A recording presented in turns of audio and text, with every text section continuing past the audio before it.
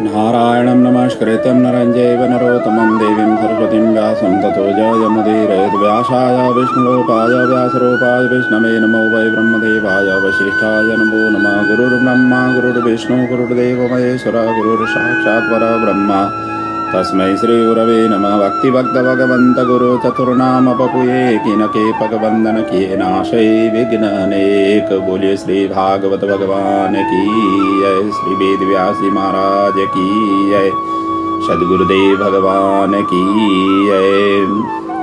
आइए श्रीमद्भागवत महापुराण की इस ज्ञानमयी गंगा के अंदर हम डुबुलकी लगाते हुए अब आज से पंचम स्कंद में प्रवेश कर रहे हैं। पंचम स्कंद भागवत के 10 लक्षण के आधार पर ये तृतीय लक्षण है, जिसका संज्ञा दिया गया है स्थान। स्थान का अर्थ होता है ज्ञान और भक्ति को कहाँ पर स्थिर करें। साथ साथ में एक खगोल और भूगोल की परिणाम कितना है, इन सभी का विस्तृत यहाँ पर वर्णन पंचम स्कंद में है। पुराण के लक्षण के आधार पर जैसे कि द्वितीय स्कंद में बताया गया कि भागवत 10 लक्षण से युक्त है, इसलिए महापुराण है। और 10 लक्षण में पहला और दूसरा लक्षण की वर्णन हमने तृतीय और चतुर्थ स्कंद की प्रसंग में वर्णन किया, जहाँ पर सर्ग और विसर्ग की कथा हुई। अत्र सर्गो विसर्गस्थ स्थानम पोषणमूतयः मन्वन्तरेशानुकथा निरोधो मुक्तिराश्रय। ये 10 लक्षण भागवत के बताए गए हैं और ये तृतीय स्थान है। और हमने कल तक की जो चिंतन किया था प्राचीन बरही की प्राचीताओं की वर्णन के विषय में वर्णन किया था, बड़ा ही सुंदर था। जो प्राचीन बरही थे, कर्मकांडी थे, यज्ञ आदि करते करते उन्होंने कुशों को इतना बिछा करके यज्ञ किए थे, और उस यज्ञ के माध्यम से इनका कल्याण नहीं होगा सोच करके श्री नारद जी वहाँ पर पहुँचे। उन्होंने एक पुरंजनोपाख्यान जो आध्यात्मिक दृष्टांत दे करके बड़ा सुंदर ढंग से उनकी व्याख्या करके उनको समझाया, अंततोगत्वा उनकी सद्गति प्रदान कर दी। और इस यज्ञ कर्मकांड से उनको उन्मुक्ति करा दी और भगवान की समाधि में लग गए, उनका कल्याण हो गया। बाद में प्रचेताओं के ही पुत्र के रूप में दक्ष का जन्म हुआ, इसका प्रसंग है। वार्षी नाम की कन्या से उन्होंने शादी विवाह की और उन्हीं से ही दक्ष का प्रादुर्भाव हुआ, और वही दक्ष है जिनके सुपुत्री भगवान भोलेनाथ ने शादी की थी, और जिनका चरित्र हमने चतुर्थ स्कंद के प्रारंभ प्रसंग में हमने चिंतन मनन किया था। और आज से हम पंचम स्कंद में हैं।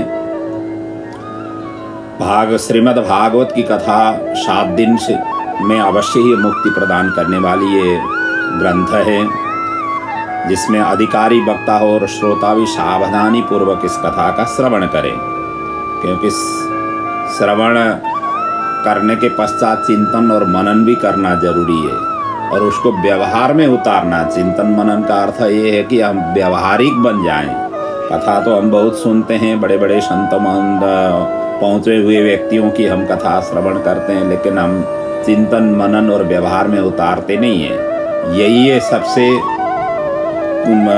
बंधन का, यही है जड़। क्योंकि इतने सारे करने के पश्चात प्राचीन बरही का ही उदाहरण ले लीजिए, जो कल की कथा में हमने चिंतन मनन किया था।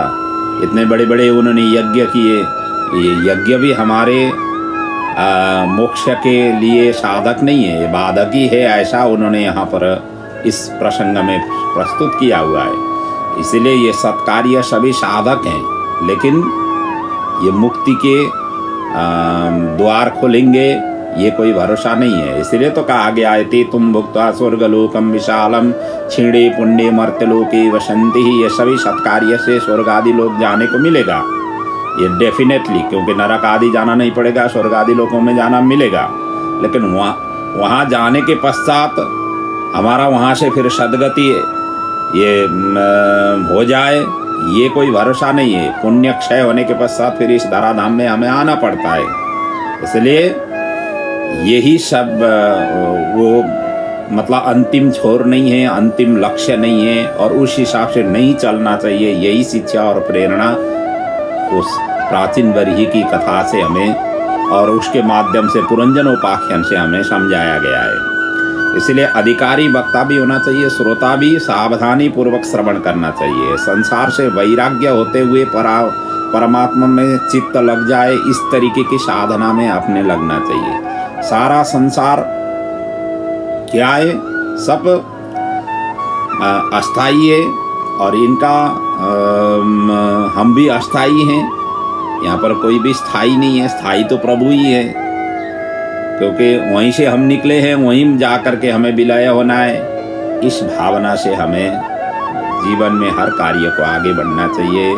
यदि भागवत सुन करके भी हमें मुक्ति नहीं मिली तो हमें पूर्व चित्ती अप्सरा हमारे मन में है, ऐसा समझना चाहिए। अब उसी पूर्व चित्त की ही अप्सरा की कथा आगे की प्रसंग में आएगी, श्रवण करेंगे। कौन है पूर्व चित्ती अप्सरा और उन्होंने क्या ऐसे कार्य किए हैं जिसके द्वारा हमारी मुक्ति के लिए बाधक बने।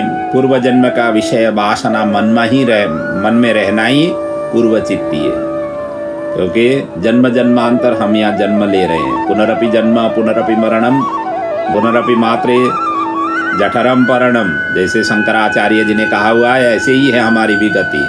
पता नहीं हमारे मनुष्य चूल्हा आने से पहले हमने कितने जन्म लिए और किन किन योनियों में जाकर के जन्म लिया। ऐसा नहीं है कि मनुष्य में ही आए होंगे, ऐसा भी नहीं है। इसलिए संसार की जो 84 लाख योनि बताया गया है, और 84 लाख योनियों में कितने योनियों होते हुए हमने मनुष्य जन्म प्राप्त किया हुआ है। मनुष्य जन्म सबसे ज्यादा विवेकशील, ज्ञानी, ध्यानी और भूत भविष्य वर्तमान तीनों को साक्षात करने की सामर्थ्य रखता है मनुष्य। इसीलिए तो कल के लिए हम सोचते हैं। पशु के आगे आप जो कुछ भी रख दो वो उसी समय उनमें सभी ग्रहण कर लेगा, और नहीं ग्रहण भी कर लिया तो उसी के ऊपर में मलमूत्र त्याग कर देगा, वहीं पर बैठेगा, सारा कुछ कल के लिए चिंतन नहीं करेगा। हम जो भी आटा या चावल जो भी बाजार से ले आते हैं या बना करके ले आते हैं, वो एक ही दिन में हम उन सभी को रसोई में नहीं प्रयोग में ले आते। हम धीरे धीरे करके आज के लिए इतना चाहिए, कल के लिए इतना चाहिए, परसों के लिए इतना चाहिए, हम उसको, क्योंकि हमें कल की हमें पता है और कल जैसे बिता हुआ है वो भी पता है। हमने ज़्यादा बनाया था इसलिए हमें फेंकना पड़ा, इसलिए हम उसको परिणाम ये सभी चीज़ की जो व्यवस्था करने की जो क्षमता है मनुष्य में ही है, बाकी में जीव जंतु में नहीं है, बाकी प्राणियों में नहीं है। वो कल की नहीं सोचते हैं और नहीं करना तो कल की सोचते हैं। तो उनके आगे कोई ऐसा, और उनको ऊपर में कोई आक्रमण करे तो वो प्रति आक्रमण करने के लिए भी झपट से आ जाते हैं। वो यही सोचते हैं कि मेरे ऊपर में आक्रमण हो गया तो अब मेरा शरीर बचने वाला नहीं है, मैं क्यों अब इनके ऊपर प्रत्याक्रमण नहीं करूं। इसलिए तो सांप आदि को इनको छूने के पश्चात, उनके स्पर्श के पश्चात, उनके ऊपर पैर पड़ने के पश्चात ही वो डसने के लिए आ जाते, नहीं तो सांप अपने हिसाब से चलता बनता है। तो इसीलिए पूर्व जन्म की विषय वासना मन में रहना ही है पूर्व चित्ती है। जीव और ईश्वर की मिलन में वासना ही है बाधक रूप है, क्योंकि ये दोनों साथ साथ में रहते हैं और जीव और ईश्वर हमेशा हमेशा साथ में रहते हैं। लेकिन द्वाविमो पुरुषो लोके क्षरक्षाक्षर बचा, द्वाई जो पुरुषो सखा, ऐसा जो वेदांतों ने वर्णन किया हुआ है, हमारे अंदर ही है जीव और शिव, लेकिन हम शिव को भूल करके जीव के ही पीछे भगे हुए हैं। हमारा शरीर को ही हम जीव और शिव मान रहे हैं, लेकिन है यहाँ पर दो चीज, जो हम बोल रहे हैं, जो हम कर रहे हैं, जो हमारे सेंसेस अंदर से हीट कर रही है, वो शिव जी हीट कर रहे हैं। और जो कार्य कर रहे हैं और उस जैसे हीट हो जाती है उस हिसाब से हम कार्य करते हैं, वो जीव है, लेकिन है यहीं पर। लेकिन हम ये क्या सोचते हैं, जीव को भूल जाते हैं, शिव को भूल जाते हैं और जीव के पीछे भाग जाते हैं। इसलिए भागते भागते संसार में कहाँ तक भाग जाएंगे और कब वो शिव को पता नहीं मतलब आए भी नहीं, हमारा शरीर पूर्ण भी हो सकता है। इसलिए शिव को पहचानो, अंदर बैठा हुआ जो शिव है उसको पहचानो, उसी को आत्मा कहा हुआ है, उसी की साक्षात्कार करो, यही भागवत सिखाती है। इसीलिए ज्ञानी जन संसर्ग दोष से दूर रहते हैं, क्योंकि ज्ञानी जनों में ये सीप की पता होती है, अंदर क्या जीभ के अंदर में सीप बैठा हुआ है पता होती है, इसीलिए वो संसर्ग दोष से दूर रहते हैं। और इसी स्कंद में मुख्यतः यही दो चरित्र विशेष रूप से वर्णन किया गया है। ऋषभ और भरत जी का चरित्र इसमें है। एक ज्ञान मार्ग के आचार्य है और दूसरा भक्ति मार्ग के आचार्य है। दोनों परमहंसी, दोनों श्रेष्ठ हैं, दोनों ज्येष्ठ हैं और दोनों परम महाभागवत है और दोनों ने गति एक ही प्राप्त की हुई है। अब देखिए, ज्ञान मार्ग से जाए या भक्ति मार्ग से जाए या कर्म मार्ग से जाए, किसी भी मार्ग से जाए, डेस्टिनेशन एक ही है। आकाशात् पतितं तोयं यथा गच्छति सागरम, जैसे कहा गया आकाश से बारिश होती है, कहाँ नहीं होती है, सर्वत्र होती है। घर के ऊपर में हो जाती है, बगीचे में हो जाती है, जंगलों में हो जाती है, पर्वतों के ऊपर हो जाती है, लेकिन वो एकत्रित होकर के सब पानी एकत्रित होकर के कहाँ पहुँचती है? सागर में। इसलिए डेस्टिनेशन सेम है, चाहे किसी भी मार्ग से जाएं। मार्ग क्लियर होना चाहिए, मार्ग में कंफ्यूज नहीं होना चाहिए। फ्यूजन होने वाले व्यक्ति जो है ना पहुँच नहीं पाएंगे। कंफ्यूजन हटाना चाहिए और यही कंफ्यूजन हटाएगा। हटाने की कार्य श्रीमद् भागवत करती है। और यहाँ पर ये दोनों का यहाँ पर प्रचुर और विशद और विशाल रूप से इनकी व्याख्या की गई है। और इससे समझें तो भागवत समझ में आ जाती है, क्योंकि एक एक चरित्र जितने भी हैं जो महान पुरुष बने हुए हैं और जिन जिन का चरित्र श्रवण हम करने से, उनका चिंतन मनन करने से जीवन में जो उतार जाए, तो आपने भागवत सुना हुआ पूर्ण रूप से फल प्राप्ति होती है। नहीं तो एक कान से सुन लिया, दूसरे कान से निकाल लिया, यही रहती है। ये दोनों महापरमहंसी हुए हैं, सर्वश्रेष्ठ ज्ञानी और भक्ति के प्रमुख चरित्र का यहाँ पर वर्णन है। साथ में पुराण लक्षण का तृतीय सोपान जो है अभी मैंने बताया, स्थान विषय का यहाँ पर वर्णन है। प्रथम स्कंद में हमने अधिकार लीला का वर्णन श्रवण किया, चिंतन मनन किया। द्वितीय स्कंद में गुरुजी ने साधन और ज्ञान दिया, आसन्न मृत्यु के लिए ज्ञान लीला का वर्णन हुई। तृतीय और चतुर्थ स्कंद में ज्ञान को जीवन में कैसे घटाएं, इनकी विषय में वर्णन हुआ, जो सर्ग और विसर्ग के माध्यम से उनका चरित्र चित्रण हुआ, मनन हुआ। और ये पंचम स्कंद में भागवत का भाष्य रूप और व्याख्या रूप का वर्णन है। ज्ञान को कैसे स्थिर करें, स्थिति आस्थान लीला का वर्णन है। ऋषभ देव ज्ञानी थे, स्त्री को पतंग समझते थे और भरत जी महाभागवत पारायण थे। स्त्री को लक्ष्मी रूप में वो देखते थे, उसी हिसाब से सम्मान करते थे। आखिर दोनों पहुंचे कहाँ? एक ही जगह पर। ये है भागवत। ज्ञानी जगत को असत्य और ब्रह्म को सत्य कहता है। ब्रह्म सत्यम जगत मिथ्या, इस मार्ग से ज्ञानी चलता है। और भक्ति जगत की प्रत्येक पदार्थों में भगवान का दर्शन करता है। घट घट वासी, जिसको कहा गया है ना, भगवान तो घट घट वासी है। जले विष्णु, स्थले विष्णु, विष्णु पर्वत मस्तके, भगवान कहाँ नहीं है, सर्वत्र है। इस भावना से जो उपासना करते हैं भक्ति मार्ग के स्वरूप है।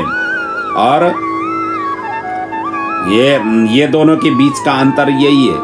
एक कहता है कि जगत असत्य है, ब्रह्म ही सत्य है। एक कहता है जगत भी सत्य है और इस जगत में जो सारा सृष्टि है ये व्यापक है और ये व्यापकता भगवान का ही व्यापकता स्वरूप है। इस हिसाब से जो चिंतन मनन करता है। और योगी जन ऋषभ देव की अनुसरण करते हुए जाते हैं, इनकी उपासना वो होती है। लेकिन यह मार्ग सभी के लिए सुलभ नहीं है, सभी के लिए सामर्थ्य नहीं है। कोई भी इसको आगे बढ़ाना बड़ा पूर्ण रूप से वैराग्य जब तक नहीं आए तब तक ज्ञान की प्रादुर्भाव नहीं होती है, क्योंकि वैराग्य की अंतिम बिंदु ही ज्ञान का प्रथम बिंदु होता है। इसलिए और भक्ति के द्वारा ये ज्ञान और वैराग्य की प्रादुर्भाव होती है, क्योंकि ये ज्ञान और वैराग्य की माता है भक्ति। हमने महात्म्य में कथा श्रवण किया, भक्ति और वहाँ वृंदावन में पहुँच करके जब तरुणी हो गई और ज्ञान और वैराग्य जर्जर अवस्था में पहुँचे, वहाँ पर हमने चिंतन मनन किया था। इसलिए ज्ञान और वैराग्य तभी प्राप्ति हो जाती है जब भक्ति करे। बिना भक्ति से वैराग्य की प्राप्ति नहीं होती है और वही उनकी जननी है, प्राकट्य करने वाली वही है। इसीलिए भक्ति की उपासना से वैराग्य आ जाती है, वैराग्य से ही ज्ञान की प्राप्ति होती है। और रीते ज्ञानन न मुक्ति, वेद कहती है कि बिना ज्ञान से मुक्ति भी संभव नहीं है। ये इसीलिए एक दूसरे के अन्योन्याश्रित संबंध है, एक दूसरे के परिपूरक है, एक दूसरे के उपासना से ही पूर्णता प्राप्ति होती है। लेकिन इसको कैसे विभाजन करके कैसे समझें, बारीकी से कैसे समझें। इसीलिए तो सारा ये उपनिषद, जितने भी ग्रंथ हैं, ये उपनिषद यही तो व्याख्या करती है। जो भी उपनिषद उठाइए, कितने हैं उपनिषद, जो प्रमुख रूप से 108 तो उपनिषद है। अरे इन सभी उपनिषदों का सार संक्षेप ही यही है। आत्मा, परमात्मा, ज्ञान, भक्ति, वैराग्य, इन सभी का ही चिंतन मनन से भरा हुआ है। विभिन्न दृष्टांत वहाँ पर दिए गए हैं, लेकिन समझाने की कोशिश यही है कि तुम्हारी आत्मा को साक्षात्कार करो। और आत्मा को जिस दिन साक्षात्कार करोगे, उसी दिन आपका कल्याण होगा, उसी दिन आपके भक्ति मतलब वैराग्य की, ज्ञान मार्ग की, भक्ति मार्ग की ओर आप अग्रसर हो जाओगे। यही शिक्षा उपनिषद भी हमें प्रदान करते, भागवत भी वही है। और ये ब्रह्म परमहंस संहिता है ये। जैसे कि हमने प्रथम स्कंद की जब हमने चर्चा की थी, वहाँ पर चिंतन मन ये परमहंसी संहिता है। परमहंस क्या है कि जब आपको ज्ञान, भक्ति, वैराग्य प्रचुर मात्रा में आपका प्रस्फुटन आपके अंदर में हो, तभी जा करके भागवत की प्रत्येक शब्द, प्रत्येक ज्ञान, प्रत्येक भाष्य को हम समझ पाएंगे। और यहाँ जितने भागवत कैसे बना हुआ है, सभी इन महापुरुषों की चरित्रों का चिंतन मनन से ही भागवत बना हुआ है। भगवता प्रोक्तम भागवतम, और भगवान के जो भक्त हुए हैं, वो भक्तों की चरित्र से का वर्णन होने से इनका नाम भागवत है। इसलिए यहाँ जितने भी चरित्र आए हैं, ये एक से एक बढ़ करके, एक से एक चिंतन करने योग्य है, एक से एक मनन करने योग्य है। ये केवल के ही कथा ही नहीं है। वैसे तो पुराण का अर्थ पुराण इति पुराण, पहले ही घटित घटनाओं को वर्णन किया गया है इसमें, और इसमें कोई नवीन चीज नहीं है। लेकिन पुराने होते हुए भी उसमें से हमें क्या ज्ञान लेना है, ये हमें वहाँ से लेनी चाहिए। और पुराण इसी भावना से सुनना चाहिए। वहाँ की जो मर्म है, वहाँ की जो सिद्धांत है, वो सिद्धांत आज के दिनों में हुबहू उतरता है कि नहीं उतरता है, उतरता है तो कैसे उसको उतारे, ये सीखना ही भागवत अच्छी तरह से श्रवण करने का मूल उद्देश्य लेकर के श्रवण करना चाहिए। यदि ऐसा किया तो आप भागवत के पारंगत हो पाएंगे। तो इसलिए भक्ति परायण मार्ग हम सभी के लिए सुगम है, और इसको हमें जा सकते हैं भक्ति मार्ग के आधार पर। यही शिक्षा और प्रेरणा यह इस भागवत प्रदान करती है। और भरत जी में अर्थात ये भागवत परमहंस हुए, वासुदेवम सर्वमिति ही कहते हुए ये इन्होंने चला। आखिर जिस मार्ग से भी जाओ, पहुंचने की जगह ये एक ही है। यही पंचम स्कंद की सार संक्षेप की कथा है। आइए अब हम प्रथम अध्याय से कथा को आगे बढ़ा रहे हैं। प्रियव्रत को नारद जी से ज्ञान प्राप्त और राज्य का उपभोग तथा उनका वैकुंठ गमन का यहाँ पर वर्णन प्रथम अध्याय में है। परीक्षित ने यहाँ पर प्रश्न किया, हे सुखदेव जी महाराज, अब मुझे आपने उत्तनापाद की तो चरित्र का वर्णन किया, क्योंकि स्वयंभु मनु के 2 पुत्र हुए, उत्तनापाद और प्रियव्रत। प्रियव्रत सुपुत्र की हमें भी उनकी भी जीवन और उनके भी वंश विस्तार के विषय में वर्णन कीजिए। इस प्रकार से यहाँ पर प्रश्न किया। प्रियव्रतो भागवत आत्मा राम कथम मुने, गृहे रमतयन मूल कर्मबंध पराभव। और ये भगवान के अनन्य भक्त प्रियव्रत होते हुए भी क्यों ये गृहस्थी बने, जो बंधन का कारण है। भले ही जेल की नेल से हम छूट जाएं, लेकिन गृहस्थी के बंधन से हम छूट नहीं पाते। इसलिए तो गोकर्ण जी ने यही कहा हुआ है महात्म्य में, देहेस्थि मांस रुदिरम विमतिम त्यजत्वम जाया सुतादिषु सदा ममतां विमुच्य पश्यानिशं जगदिदं क्षणभंग निष्ठम वैराग्य राग रसिको भक्ति निष्ठ। जाया सुता, इन सभी को छोड़ दो, अर्थात पत्नी, पुत्र, परिवार सभी को छोड़ करके, ये सारा का सारा क्षण भंगुर है, और इन सभी को छोड़ करके वैराग्य राग रसिको। गोकर्ण जी ने अपने पिताजी को ये उपदेश दिया पुत्र पिताजी को इस तरीके से उपदेश दे रहे हैं, गृहस्थी झंझट का कराती है और झंझटों से ऊपर उठ जाइए, ये शिक्षा दे रहे हैं। इसलिए बंधन का कारण माना गया है गृहस्थ जीवन, और उनको अंततोगत्वा मोक्ष भी मिली। और वो कैसे संभव हुई ये बताइए, अर्थात गृहस्थ धर्म में रहते हुए, गृहस्थी होते हुए उनको कैसे भगवान की प्राप्ति हो गई, ये है इसका क्वेश्चन। परीक्षित ये पूछना चाहते हैं, मैं भी गृहस्थी हूँ, मेरे भी बाल बच्चे हुए हैं, परीक्षित का भी तो यही हुआ है। राजपाट सारा को छोड़ करके जन्मेजय को राज्य दे करके गंगा तट में आए हुए हैं, तभी तो एक ऋषि मुनियों सभी वहां पर एकत्रित हुए। तो वो यही कहते हैं, वो गृहस्थी थे और उनका सारा परिवार था और उनका मुक्ति हुआ। अब मुझे भी यही आप ज्ञान उपदेश दीजिए, उनको कैसे मुक्ति हुई, मैं ये सुनना चाहता हूँ। या प्रियव्रत की जीवन चरित्र या प्रियव्रत के संतान की ही वर्णन नहीं है क्या? वो गृहस्थी होते हुए उनको मुक्ति कैसे मिली, मैं भी गृहस्थी हूँ, मेरी कैसे मुक्ति हो, ये जानना चाहते हैं, ये सीखना चाहते हैं यहाँ पर परीक्षित। इसीलिए इन्होंने ऐसे प्रश्न किया। सुखदेव जी आगे वर्णन करते हैं, राजन आपने ठीक कहा, किंतु जिनका मन भगवान के चरण में है, अर्थात चरण में लग गया है, तो मार्ग में जो कुछ भी उसके आ जाए उसको कोई फर्क नहीं पड़ता है। एक बार जो है ना भगवत की जो है ना चस्का लग गया, तो व्यक्ति को जो है ना फिर कोई फर्क नहीं पड़ता है। जो नशा लेने वाले व्यक्ति होते हैं, एक बार नशा में चढ़ गए, वो क्या क्या बोलते हैं, सारा का सारा भूत भविष्य वर्तमान वो सारे त्रिकाल दृष्टा होकर के वो व्यक्त कर लेते हैं।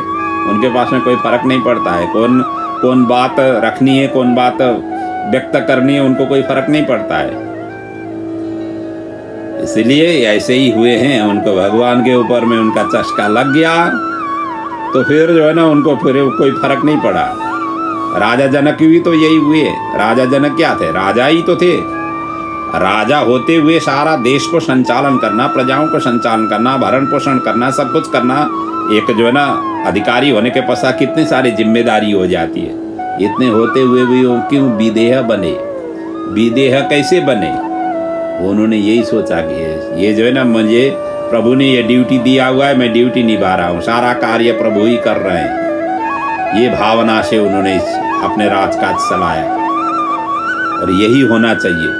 हमें जहाँ जिस क्षेत्रों में भी जो भी हमें कार्य मिल रहा है, ये प्रभु ने दिया हुआ कार्य है, हमने अदा कर रहे हैं, उनको निभा रहे हैं, हम ड्यूटी दे रहे हैं। जब तक मुझे काबिल समझेंगे तब तक हे प्रभु ये मुझे ड्यूटी दे रहे हैं, इस भावना से करेंगे तो आपको उसके प्रति न तो आसक्ति होगी, न बंधन होगी, न उसमें आप एक तरह से उसी में ही आप डूब नहीं पाएंगे। जैसे कमल है, तालाब में खिलता है, फैलता है, सारा कुछ कर लेता है, लेकिन तालाब के अंदर वो कीचड़ में जाकर के फंसता नहीं है।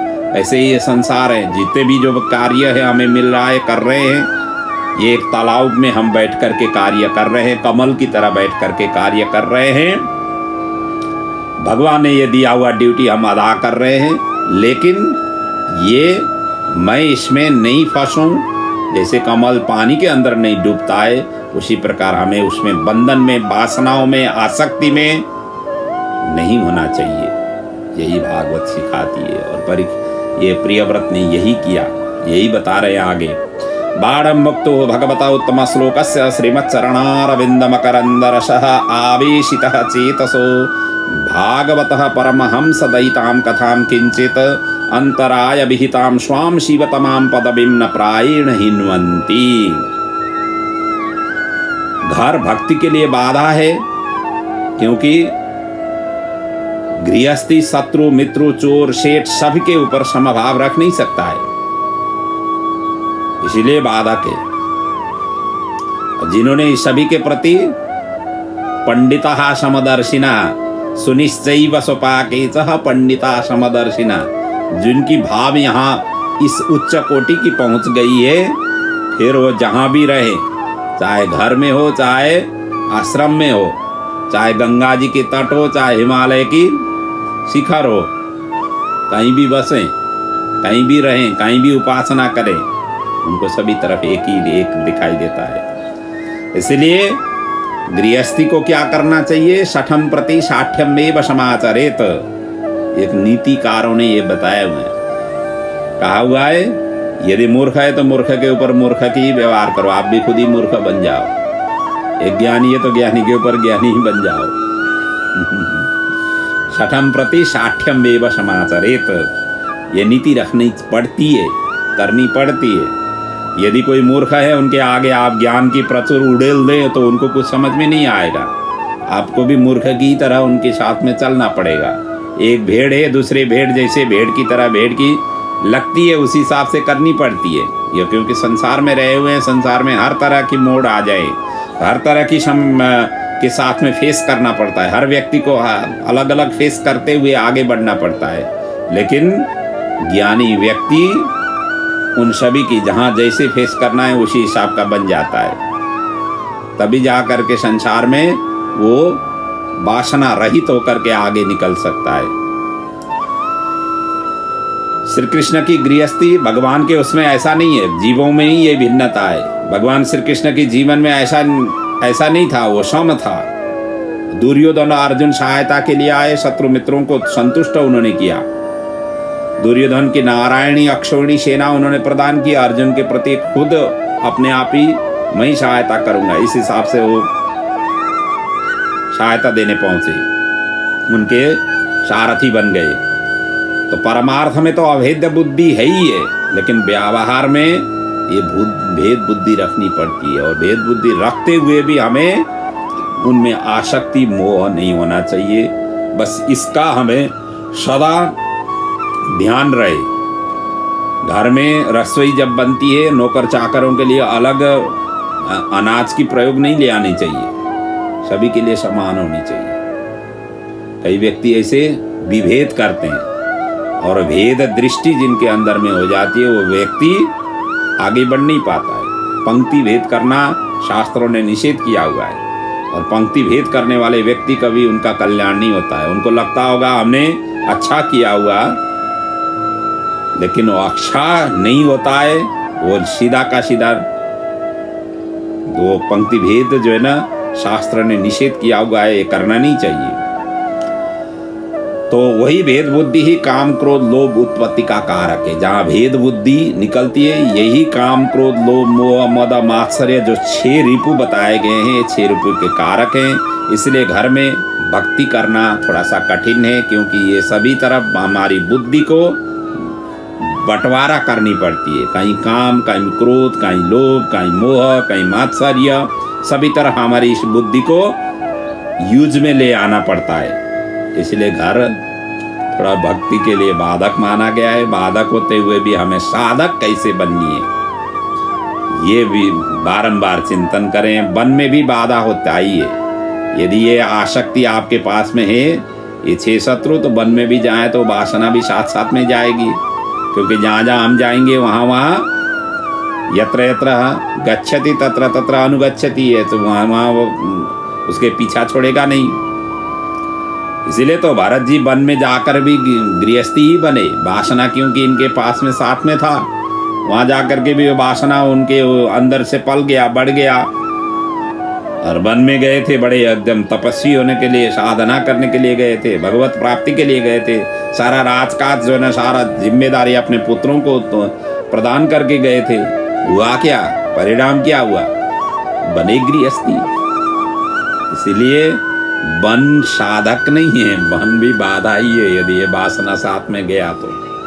इसलिए यहाँ देखिए ना, अब प्रहलाद जी का चरित्र देखिए। और दैत्य को घर में उत्पन्न हुए और विषम परिस्थिति में उत्पन्न हुए। पिता स्वयं जिनके पिता के जिन जो शत्रु थे उसी शत्रु के ही ये उपासक बने। कैसे संभव हो? देखिए कैसे विषम परिस्थिति था, और विषम परिस्थिति में उन्होंने कैसे सहज और सरलता से भगवान की प्राप्ति की और भगवान को प्राकट्य किया। भक्ति करके अपने आप खुद को तो भक्ति किया। जितने भी दैत्य बालक थे, पाठशाला में इनको पढ़ने के लिए जहाँ पर भेजा गया संडामर्क के पास में, वहाँ पर बालक के साथ में उन्होंने क्या ज्ञान दे दिया। वो भी कीर्तन में इतने मस्त हो गए,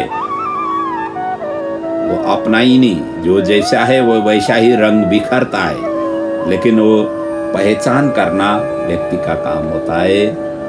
ये पहचान जिन्होंने कर लिया, व्यक्ति का कल्याण हो जाता है। कहाँ किस रूप से भगवान आकर के आपको प्रेरणा दे रहे हैं कोई मालूम नहीं होता है। सत्संग हम क्यों सुनते हैं? कौन सी वाणी हमारी अंदर जाकर के हीट करती है, कौन सी शब्द, कौन सी वाक्य, कौन सी सेंटेंस आपको हीट करती है और हीट से आपका चेंज हो जाए।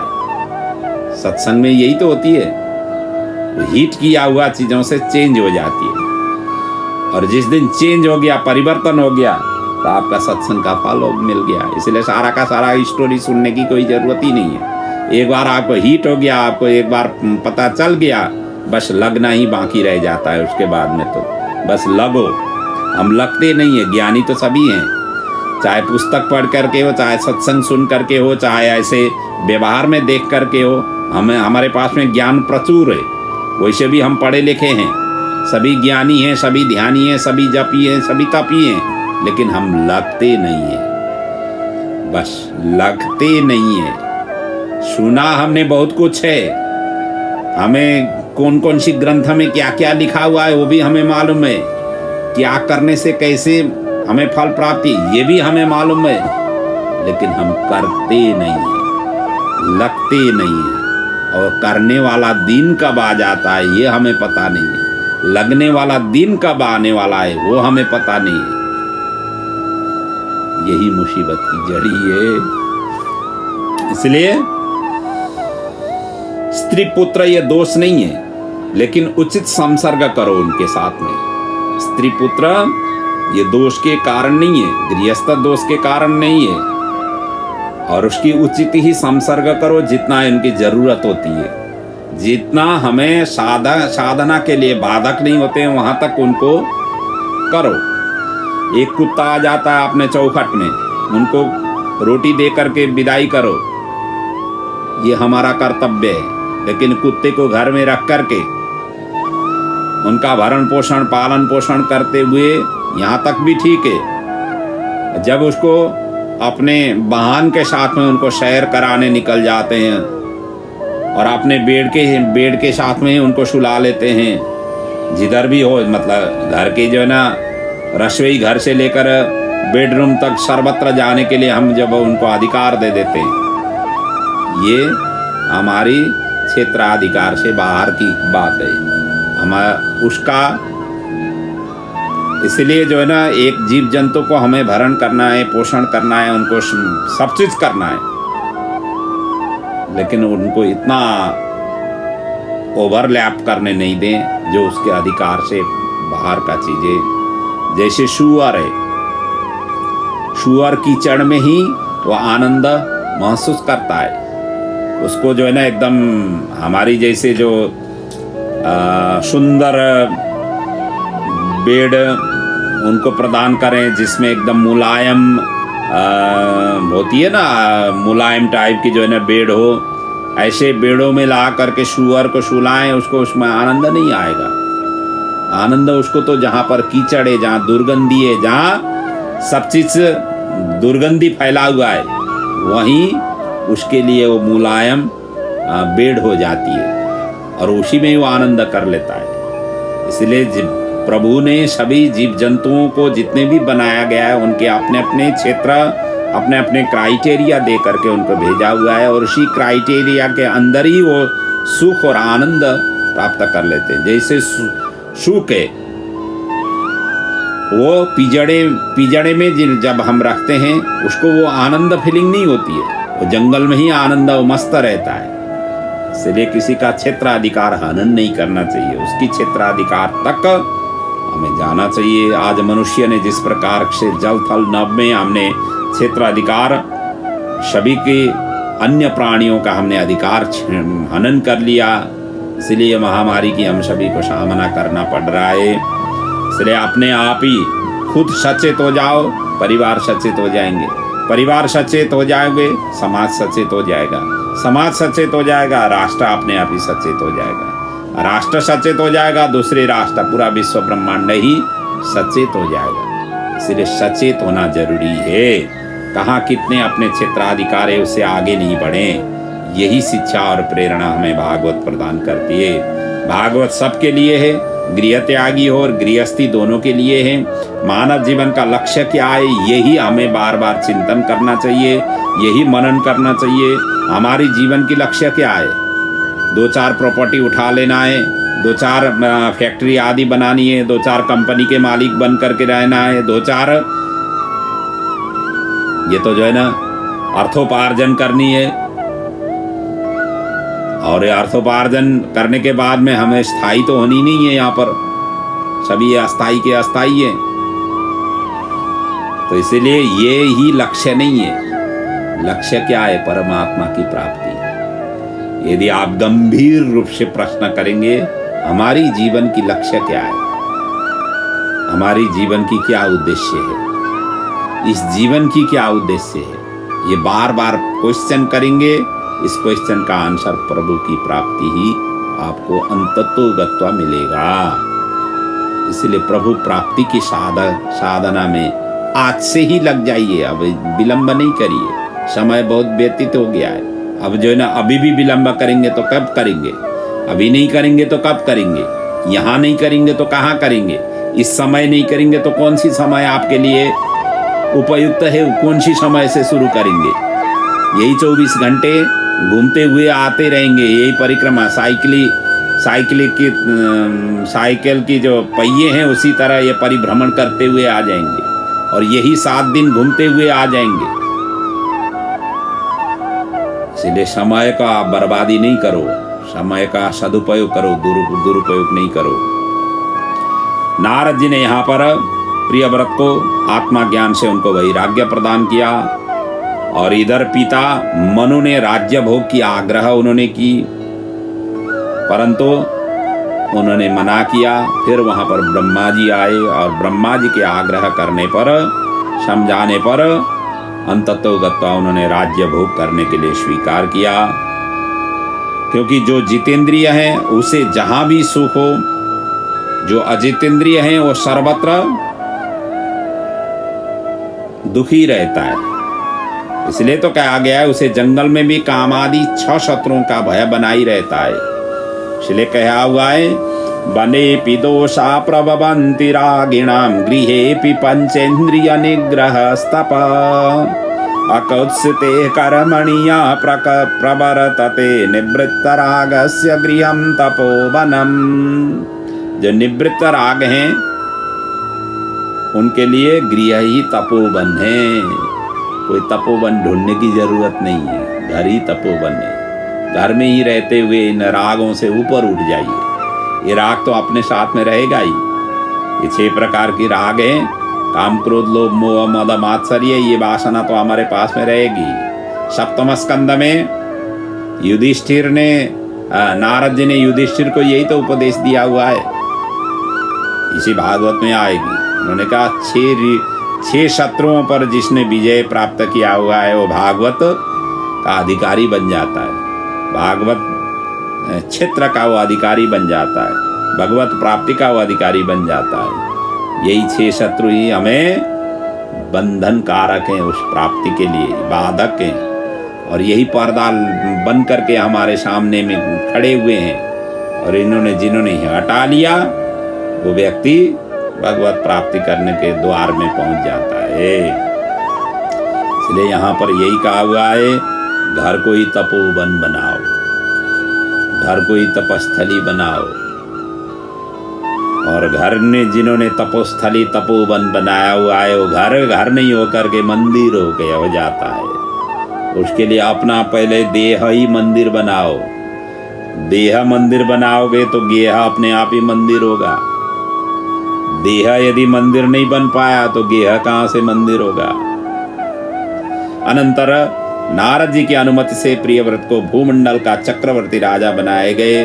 भगवान का ध्यान के साथ उन्होंने पृथ्वी का पालन प्रारंभ किया। विश्वकर्मा की पुत्री बारहिस्मति से इन्होंने विवाह किया। इनसे 10 पुत्र उत्पन्न हुए जो आग्निद्र, इदमजिह्व, यज्ञबाहु, महावीर, हिरण्यरेता, घृतपिष्ट, शबन, मेधातिथि, वितिहोत्र और कवि, ये 10 पुत्र। और ऊर्जस्वती एक कन्या भी उत्पन्न हुई और दूसरी भार्या से, इन प्रियव्रत की दूसरी पत्नी भी थी, और उनकी भार्या से उत्तम, तामस और रैवत, ये 3 पुत्र हुए जो मनवंतर के अधिपति हुए। और 11 करोड़ वर्ष पर्यंत पृथ्वी का इन्होंने पालन किया। इसलिए कहा गया है अर्बुदान्य 11 परिवत्सराणाम। एक बार रात को भी दिन करने के लिए रथ में चढ़ करके सूर्य की इन्होंने 7 बार परिक्रमा की। रथ के पहियों से जो खाइयां हुई वो 7 समुद्र बन गए। और ब्रह्मा जी ने आकर के उनको रोका कि दिन रात बदलने तुम्हारा अधिकार नहीं है। एवं कुर्बाणम प्रियव्रतः आगत्य चतुराननः स्तवाधिकारी नास्ति तिथि बारयामाश। उन्होंने रोक लिया, क्योंकि ये प्रकृति की विरुद्ध में जो चलते हैं वो फिर कल्याण नहीं कर पाते हैं, वो संहारी हो जाता है उसका विरुद्ध में जो चलते हैं। इसलिए प्रकृति अपने काम करने देना चाहिए प्रकृति को। हमारे शरीर में भी ये सारा जितने भी सेंसेस हैं, जितने भी ऑर्गन्स हैं, जितने भी वो हैं, सभी प्रकृति के ही तो परिपूरक हैं, पोषक हैं। इनके विरुद्ध हम कोई कुछ करेंगे तो शरीर आगे थोड़ी बढ़ पाएगा। इसलिए इसको चलने देना चाहिए। और वैसे भी कहा गया है शरीर जितना चले उतना एक्टिव होता है, जितना बैठने, वो कहते हैं ना सोफा सेट आ गया। जिस दिन सोफा आ गया व्यक्ति जो है ना बीमार, उसी दिन से ज़्यादा पड़ने लग गए। एक बार सोफा में बैठा हुआ व्यक्ति उठना नहीं चाहता है, इसी के कारण ज़्यादा बीमारी। और दूसरा बीमारी है टीबी। टीबी को तो कैंसर के साथ में तुलना किया गया है। ये तो कैंसर जैसे धीरे धीरे धीरे धीरे करके शरीर के अंदर की सेल्स को जो है ना डैमेज करता ही जाता है। हमारी जो है ना ये इंद्रिय की जितने सेंसेस हैं वो इंद्रियों को सभी डैमेज करता हुआ जाता है। टीवी देखते देखते व्यक्ति अपने आप ही निष्क्रिय होता जाता है, सक्रिय नहीं होता है, पैसिव बनेगा, एक्टिव नहीं बनेगा। इसीलिए ये कैंसर है। ऐसा टीवी ऐसा नहीं है कि देखना नहीं चाहिए ना, ऐसा नहीं है, लेकिन टीवी ने इतना हमें संस्कार, हमारी जो है ना शारीरिक रूप से हमारी एक्टिवनेस है सारा का सारा इसने बिगाड़ दिया हुआ है। और इसको भी जितना चाहिए उतना ही प्रयोग में ले आओ। और घर में सोफा सेट रखो ही नहीं। घर में जब सोफा सेट ही नहीं रखोगे तो बैठने की आपकी जगह नीचे बैठ जाओगे, वैसे ही एक्सरसाइज हो जाएगी। और ऐसे चेयर रखो जिस चेयर में जो है ना मुलायम नहीं हो नीचे, आपको उससे भी जो है ना अपने आप ही जो है एक्सरसाइज हो जाएगी। जितना लग्जरियर चीज अपने घर में रखोगे उतना अपने शरीर कमजोर बनाओगे, उतना आप पैसिव बनोगे। इसलिए इन चीज़ों की धीरे धीरे करके निकालो। और यदि शरीर स्वस्थ है, मस्त है, तो इन चीज़ों के। और वैसे भी कहा गया है जितने घर में कचरा डालोगे, जितने ज़्यादा चीज़ डालोगे, जितना जो ना इम्पैक्ट बनाओगे घर में, उतना अपने दिमाग में भी उसी प्रकार की इम्पैक्ट की मतलब प्रतिफल उस तरीके की ही रहती है। इसलिए इन सभी जितना साफ सुथरा रखोगे, जितना क्लीन रखोगे, जितना ओपन रखोगे, उतना आपका जो है ना दिमाग भी ओपन, अपना माइंड भी ओपन, अपना शरीर भी ओपन हो जाता है। कई व्यक्ति को तो ऐसे होते हैं हर चीज़ दिखाई दिया सब के सब उठा करके ले आते हैं, और उनको फेंकने की तो प्रयोग करने की तो बात ही छोड़ दीजिए। कई तो ऐसी चीज़ हो जाते हैं और पैक खोला हुआ भी नहीं होता है, उनको ट्रेस करनी पड़ती है। ये स्थिति हो गई है। तो इसलिए इकट्ठा करने की आदत छोड़ दो। जितना ज़रूरत है उतना ले लो, ज़रूरत से ज़्यादा इकट्ठा करने की ज़रूरत नहीं है। कपड़े भी उतना ही ले लो जितना आपका प्रयोग में आ जाती है। कई कपड़े ऐसी होती हैं बिना पहने ही उनको फेंकना पड़ता है, क्योंकि वो जो है ना पहनने लायक का नहीं होता है। इसलिए वहाँ तक ही सीमित रखो। जो ज़रूरत है वो उठा लो। ज़रूरत से ज़्यादा हम रोटी भी जैसे नहीं खा पाते, वैसे चीज़ों को भी व्यवहार में उतारो। तो उन्होंने यही कहा कि प्रकृति की विरुद्ध तुम नहीं चलो। इस तरीके से ब्रह्मा जी ने रोका। ये 7 समुद्र जो खाई बन गए थे, ये 7 समुद्र क्षीरोदा, इक्षु, रसोदा, शूरोदा, घृतोदा, दुग्धोदा, दधिमंडोदा, शुद्धोदा, और ये 7 जो बीच की जो भाग थी, पहियों की जो बीच बीच की भाग थी, वो द्वीप बन गए, जो जिनके नाम जम्बू, प्लक्ष, शालमली, कुशा, क्रौंच, शाक तथा पुष्कर इस नाम से प्रसिद्ध हुए। और ये 3 पुत्र परमहंस थे जो 10 पुत्र में से 3 पुत्र परमहंसी हुए, बाकी 7 पुत्र को एक एक द्वीप का अधिपति प्रियव्रत ने बनाया और शुक्राचार्य के साथ पुत्री ऊर्जस्वती का उन्होंने विवाह कर दी। और फिर नारद जी के उपदेश से प्रियव्रत वन में गए और भगवान की आराधना करके परम पद को उन्होंने प्राप्त किया। इसलिए अंतिम में कहा गया है प्रियव्रत कृतम कर्म कोनो कुर्याद विनेश्वरम। इसलिए प्रियव्रत की जैसे कार्य कोई भी कर नहीं सकते हैं। इतना महान व्यक्ति हो करके इस धराधाम में इस तरीके से व्यवस्था करके अंत में इन्होंने गृहस्थी रहते हुए भी प्रभु को इन्होंने प्राप्त किया। ये वर्णन करके पहला अध्याय में ऐसा वर्णन है। और दूसरे अध्याय की कथा आगे सुखदेव जी कहते हैं, राजन प्रियव्रत के जो आगे की संतति की कथा है, आग्निद्र के चरित्र, और इन्हीं आग्निद्र के धर्म पत्नी पूर्वचित्ती अप्सरा बनी और इनसे 9 पुत्रों का जन्म हुआ, इसका प्रसंग वर्णन कर रहे हैं। हे राजन, एवं पितरेषु प्रवृत्ते तदनुशासने वर्तमाना आग्निद्रो जम्बूदीपौकशः प्रजा औरस वद धर्मावेक्षमाणः पर्यगोपायत।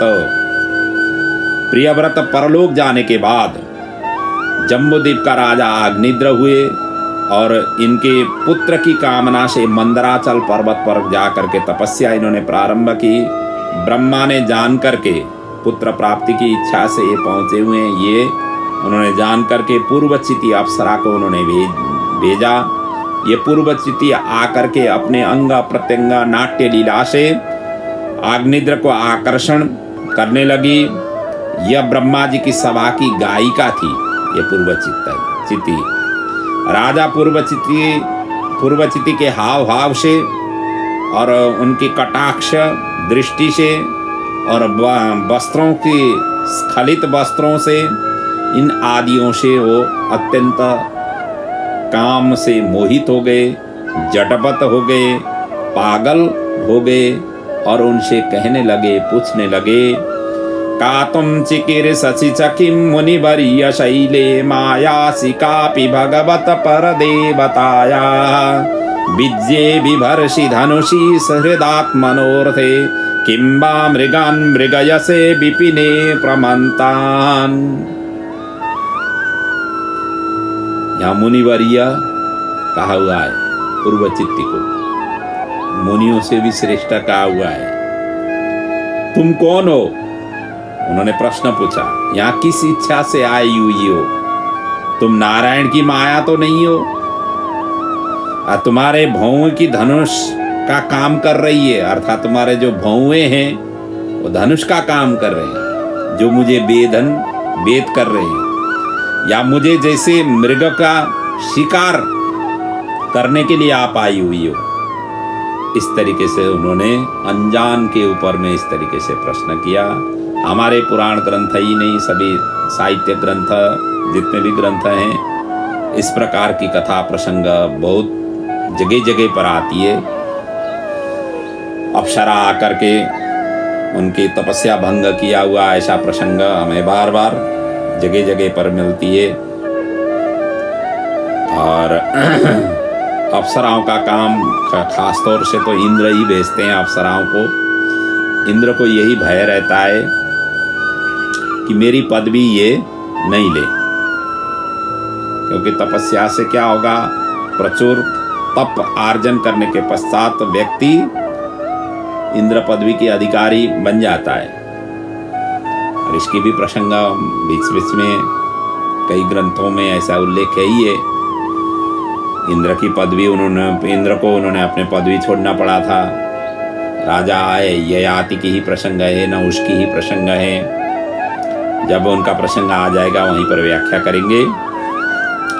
तो अंत में यहाँ पर यही हुआ, उन अप्सरा के साथ में मोहित हो गए और उन्होंने यही कहा कि अंत में तुम्हारा जहाँ मन हो मुझे भी वहीं ले चलो, जहाँ ले चलोगे वहीं मैं ही चलूँगा। एक कवि ने अपने सुंदर भाव प्रकट किया हुआ है ना, उसी प्रकार से जहां आपकी मन हो वहां पर मुझे ले चलो, इस तरीके की वो आसक्ति उनके ऊपर हो गए। मेरा मन विकल हो उठा, या ब्रह्मा जी ने ही तो मुझे तुम्हें यहाँ पर मेरे लिए ही तो नहीं भेजा हुआ है। किम्बा प्रसीदति सबे भव भावनो में, इस तरीके से उन्होंने जैसे किया अंततोगता उनके साथ में उन्होंने विवाह की। आग्नेद्र ने वशीभूत करके उसी के साथ में उन्होंने अंततोगत्वा विवाह की और 10 करोड़ वर्ष पर्यंत दिव्य भोग इन्होंने किया।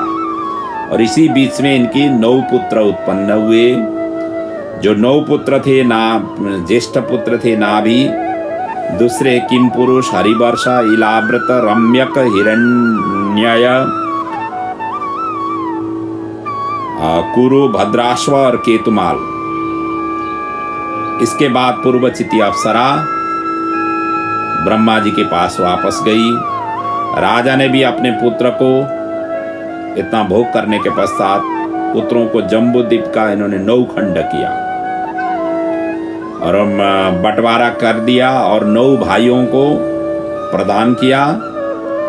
और इसी प्रकार मेरु नामक प्रजापति के 9 कन्या के साथ इन्होंने विवाह की।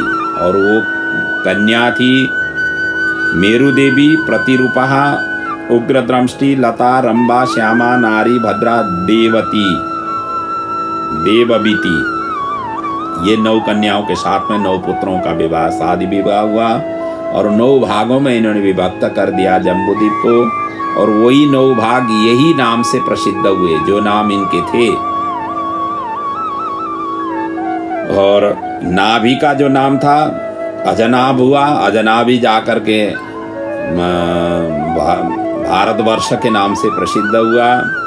और दूसरा पुत्र किम पुरुष के ही नाम से प्रसिद्ध हुए। उस भूमि को हरिवर्षा, इलाव्रत इन्हीं नाम से प्रसिद्ध हुए। इनका वर्णन आगे आएगा, वहीं पर हम चर्चा करेंगे। सुखदेव जी आगे वर्णन करते हैं, राजन नाभे अपत्य कामो प्रजेया भगवंतम यज्ञ पुरुषम अभिहितात्मा अजायतः। अर्थात इस प्रकार से बंटवारा करके अंततोगत्वा ये परलोक गए। बंटवारा करके अंतत भगवान की आराधना करते हुए आग्नेद्र ने अपना जीवन प्रभु के चरणों में लगाते हुए प्रभु के अंग संग प्राप्त किए। ये वर्णन करने के पश्चात उनके जो ज्येष्ठ सुपुत्र थे नाभि, इन नाभि का चरित्र अब आगे की प्रसंग में सुखदेव जी वर्णन कर रहे हैं। ये नाभि निसंतान थे। शादी विवाह तो हुई, लेकिन काफी समय होती है ना, निश्चित समय तक संतान प्राप्ति नहीं हो तो व्यक्ति जो है ना संतान के लिए उद्योग करना चाहिए। हमारे शास्त्र तो यही प्रेरणा प्रदान करती है, समय पर ही शादी हो जाए। आजकल तो समय पर ही शादी होना बंद हो गया है। समय पर शादी होने से क्या होगा, समय पर ही संतान की प्राप्ति होती है। और संतान समय पर ही प्राप्त होंगे तो समय पर ही उनका लालन पालन भरण पोषण सब कुछ हो जाती है, शिक्षा दीक्षा सब चीज हो जाती है। जब समय अतिक्रमण कर लेता है तब फिर जाकर के हर चीजों में अव्यवस्था शुरू हो जाती है। कई गृहस्थियों में यही होती है। एक तो समय पर शादी नहीं हो पा रही है, शादी हो भी गई तो वो सोचते हैं हम सेटल हो जाएं, फिर हम जन संतान की अभिवृद्धि करें। और सेटल का कौन सा तिथि है, मिति है, बार है, नक्षत्र है, वो उनको पता नहीं है। सेटल होने की दौड़ लगा रहे हैं, जबकि हम जिस दिन धराधाम में आए उसी दिन से हम सेटल हैं। और जिस दिन ये धराधाम नहीं छोड़ेंगे वहां तक हम सेटल हैं। व्यक्ति ने ये जानकारी हो गया तो सारा का सारा जिंदगी वो सेटल ही सेटल देख लेता है, उसको कोई फिर अलग से सेटल करने की जरूरत नहीं पड़ती है। लेकिन हम तिथि मिथि का ढूंढने में लगे हुए हैं, कौन सी दिन आकर के हमें सेटल होगा। एक जवान है, सेटल के लिए वो दौड़ लगाता है, और कब उसके कौन सी तिथि मिति में वो वृद्ध अवस्था में परिणत हो गया उनको पता नहीं होता है। और जिस दिन उसको वृद्ध अवस्था में पहुंच जाता है फिर वो भूतकाल की ओर दौड़ लगाता है। पहले भविष्य की ओर दौड़ लगा रहा था सेटल होने के लिए, अब जाकर के उत्तरावस्था में अपने पूर्व भूतकाल की तोड़ दौड़ लगाता है। मैं ऐसा था, मैंने ये किया, मैंने वो किया, मेरे इतने संतान हुए, मैंने ये किया, मैं यहाँ रहा, मैंने इनका उद्धार किया। ये सब चीज उनकी दिमाग और मस्तक में घूमती रहती है। इसीलिए सेटल वो कहां पर जाकर के हुए उनको ही पता नहीं है। इसलिए शास्त्र कहती है वर्तमान में रहो, भूत और भविष्य की ये ख्वाब अपने उसमें नहीं रखो। जिस दिन से पैदा हुए, जिस दिन से अक्ल आया, उसी दिन से सेटल हो गए हो। यही भागवत धर्म शिक्षा सिखाती है। इसलिए शास्त्र कहती है गतेशो को न कर्तव्यम भविष्यम नैव चिंतयेत् वर्तमानेन हि कालेन वर्तयन्ति विचक्षणः। भविष्य की चिंता नहीं करो, भूत की भूल जाओ, डिलीट करो। हमारा शरीर का कंप्यूटर है सिर, पास्ट और फ्यूचर की प्रोग्रामिंग डिलीट करो, प्रेजेंट की ही प्रोग्रामिंग इसमें रखो, फिर आनंद और मस्त रहो। ये संतान नहीं थे नाभि के, पुत्र प्राप्ति की कामना से उन्होंने यज्ञ नारायण की उन्होंने उपासना की और यज्ञ नारायण की उपासना की। ऋत्विजों ने भगवान यज्ञ नारायण वहां पर प्रकट हुए। ऋत्विजों ने भगवान की स्तुति गाई। हे भगवान, आपकी पूजा हम क्यों जाने, हम केवल आपको नमो नमः कहते हैं और हमारी आराधना से, यज्ञ से आप प्रकट हुए हैं और हम भक्तों की कल्याण के लिए आप प्रकट हुए हैं और इसीलिए कल्याण आप करें। यद्यपि हम कृतार्थ हुए हैं, फिर भी हम 2 बार मांगते हैं। ये ऋत्विज कह रहे हैं, जो नाभि के जो यजमान ब्राह्मण हैं वो कह रहे हैं। वो क्या कह रहे हैं कि भगवान जब प्रकट हुए तो पहला उन्होंने तो वर ये मांगे कि आपकी मंगलमय नाम कैसी भी अवस्था में हमारी जिह्वा में सदा सदा सर्वदा रहे। ज्वर मरण दशायाम अपि सकल कल्मष निरसनानि तब गुणाना कृतनाथ धामानि वन गोचराणि भवन्तु। ये तो उन्होंने पहला वर मांगा। दूसरा वर ये मांगा कि हमारे यजमान नाभि जी ने आपके सदृश पुत्र प्राप्ति कामना से ये यज्ञ हमारे से कराए और आप यहाँ पर प्रकट हुए हैं, उनका आप मनोरथ पूर्ण करें। यथा अयम राजर्षि अपत्य कामः प्रजाम भवाद ईदृशा आससासनः। उन्होंने इसलिए किया हुआ है, इसलिए आप उनकी ये कामना भी पूर्ण करें। और ऋतुजी की प्रार्थना से भगवान ने कहा कि आपने तो वर तो दुर्लभ मांगा, पहला वर तो कोई बात नहीं है, लेकिन दूसरा जो वर मांगा वो थोड़ी सी आपने गंभीर वर मांगा। मेरे सदृश तो संसार में दूसरा कोई नहीं है, मैं ही हूँ, मेरा विकल्प तो मेरा मैं ही हूँ। वो कहते हैं ना, राम रावणयोर युद्धम राम रावणयोर अभवत। राम और रावण का युद्ध कैसा था?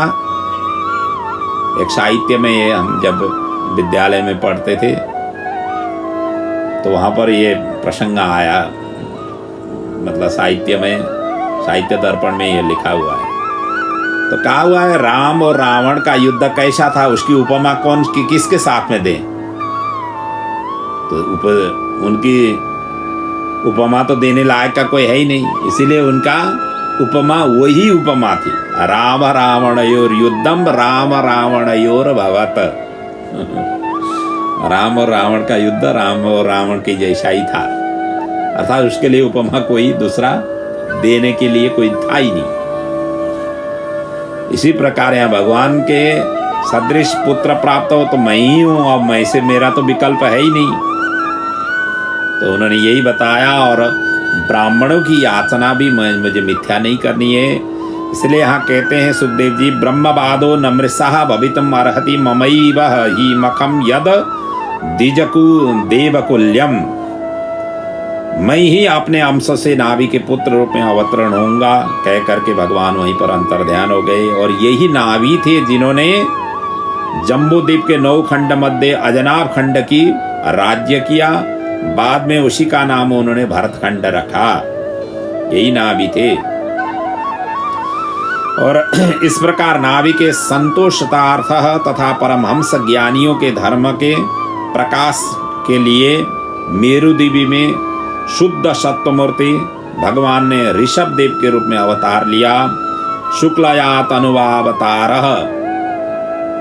उन्होंने उस गर्भ में अवतार ले लिया। बोलिए ऋषभ देव भगवान की जय। इसका तात्विक अर्थ यही है कि नाभि भगवान का नाभि है, समुद्र के प्रतीक है, और मेरु देवी सुमेरु पर्वत का प्रतीक है। मदानी होकर के अमूल्य वस्तु स्वरूप मंथन करने पर ऋषभ अर्थात इंद्रियों की संयमित सर्वश्रेष्ठ इनका प्रादुर्भाव और प्राकट्य हुआ। ऐसे हैं ऋषभ देव। और ऋषभ देव हमारे जैन संप्रदाय के प्रथम तीर्थंकर भी हैं। और ऋषभ देव की जो चरित्र है बड़ा दिव्य है, बड़ा आनंददायक है। और इन्होंने कैसे ज्ञान की परमहंसता को इन्होंने प्रस्तुत किया अपने जीवन में, किस प्रकार से इन्होंने प्रजा को ज्ञानोपदेश प्रदान किया। और इनके कुल तो 100 पुत्र हुए थे, 100 पुत्र का कैसे इन्होंने व्यवस्थापन की, इन सभी का चरित्र हम कल के प्रसंग में श्रवण करेंगे। आज की कथा अब मैं यहाँ पर पूर्ण कर रहा हूँ।